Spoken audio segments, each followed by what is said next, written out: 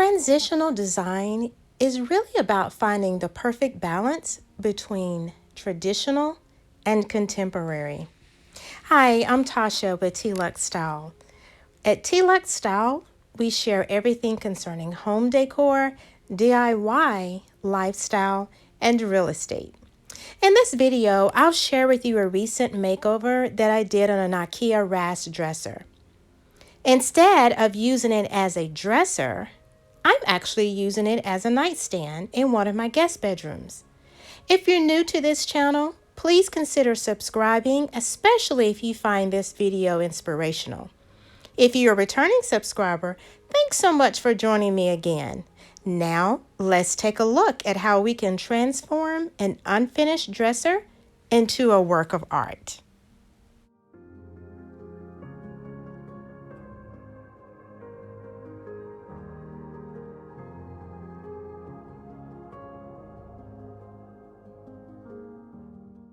Now this is what the dresser looks like prior to my working on it. It's completely unfinished, which of course you know that it's also unpainted. Now it's left up to you, but I certainly felt it was necessary to do a little sanding around the rough edges before I started any of the work on it. So just take a moment to do that. Trust me, you'll be glad that you did in the end.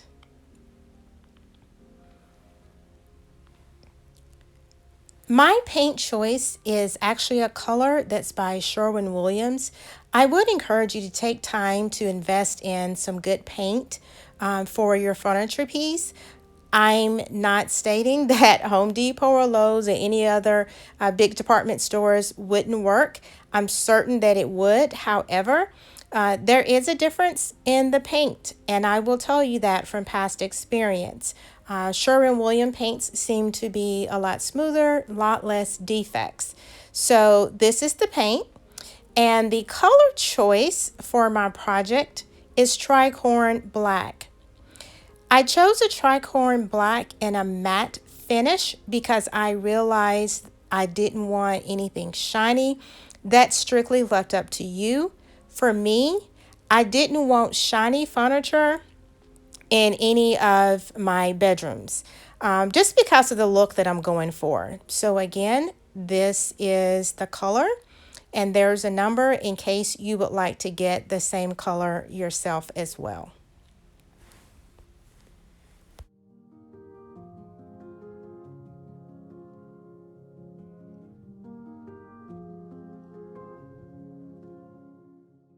I took the time to remove all the drawers so that I could paint them individually. This works a lot better for me, and I just simply used a roller brush to paint them. Now, after you have painted all of your drawers as well as the furniture piece itself, here comes the fun part. You'll need to make some paste. I use a mixture of baby powder, white glue, and black acrylic paint. Now you certainly can purchase the paste if you like. I wanted to DIY my project, so I elected to make the paste myself, but you certainly can purchase some. I think it cost around $25 or so for one small container, and I just basically did not want to pay that amount. So that's why I created my own paste. I apologize, I can't give you the exact measurements because I kind of created it as I went along. Simply make the paste, and if you feel you need to add a little water to it or a little bit more glue, you certainly can do so, and you'll be able to tell that based on the consistency. For this part, you'll want to use a paint trowel of some type. Or one that you have used before when working on walls, but you simply want to be able to use something so that you can spread the paste on the drawers. And once you spread the paste on the drawers, make sure you don't have any drips or nothing hanging off the edge. You'll want to use a paint roller for this technique. Now, you certainly can purchase wallpaper in the form of a crock pattern, but I elected to actually paint mine because it's more cost effective. I purchased this roller online, and this is what will create the magic for you with the crock pattern.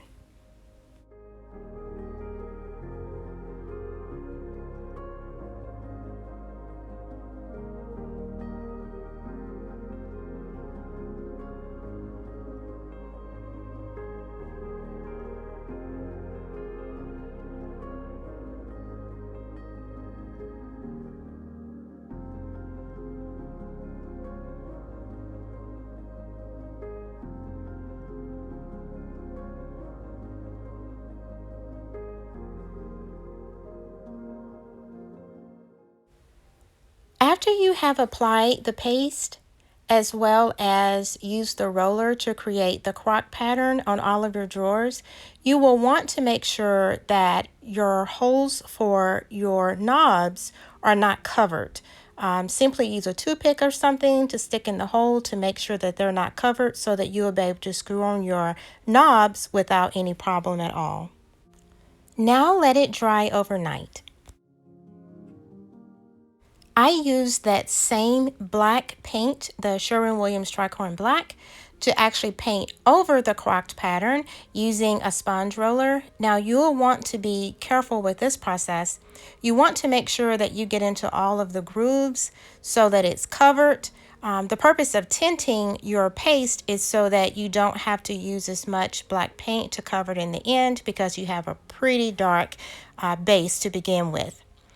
Now, as you can see, I am making sure that I review all of the area to make sure everything is covered. This is only after one coat.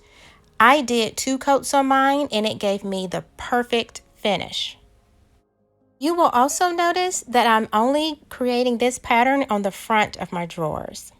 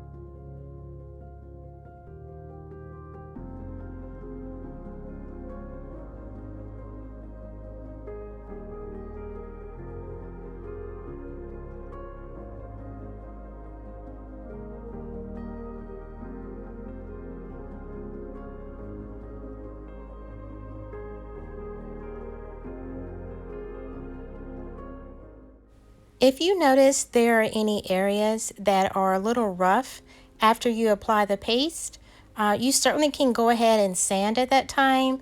I took the time to do that prior to painting the front of my drawers after applying the paste and the texture. Certainly you can do it afterwards. It is more beneficial though for you to sand prior to, but you certainly can do it at this time as well.